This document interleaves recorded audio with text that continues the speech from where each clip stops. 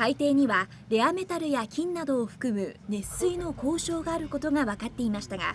これまで人工的に取り出すのは難しいとされていました。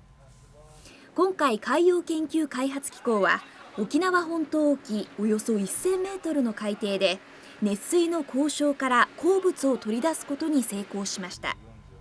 人工的に海底に穴を開け熱水を噴出させたところ、レアメタルや金などの鉱物を含んだ煙突状の塊が穴の近くに形成されたということです。5ヶ月で6メートル成長した。10年間で0メートルの成長だったわけ、今までは。海底にできたこの塊を回収すれば容易に鉱物を取り出すこともでき、資源が少なく周りを海に囲まれた日本にとって大きな成功です。